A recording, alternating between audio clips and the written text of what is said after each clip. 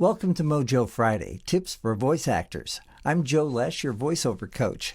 Today's topic is, have you found your soul mic?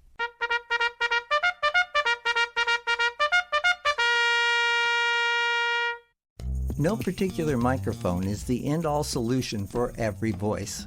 Recently, I was explaining to one of my students how for years I thought my Neumann U-87 was the microphone that truly loved me. Until one day I was producing a demo with another student who brought along his favorite microphone, the Sennheiser 416. He sounded amazing on that mic. When our session was over, he said he was off to the Bahamas for a vacation and that if I wanted to try it out, he'd leave it with me.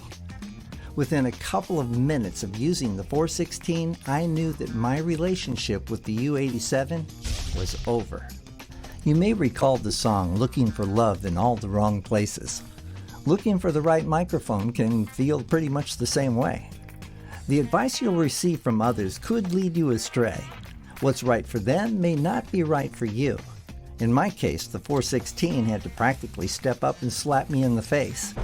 When my friend returned from the Bahamas, he was heart-sickened to find that his mic had run off with someone else. Me. There are places where you can try out mics. Guitar Center would be one of those places. They'll allow you to try various mics until you find the one that's right for you. And when you find the mic that's right for you, you'll feel that spark.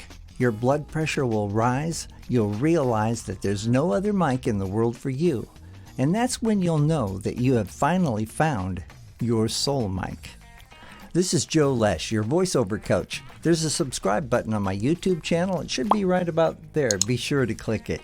And join me for Mojo Friday, the first and third Friday of each month here at VoiceOver Extra. It's time to get your mojo working.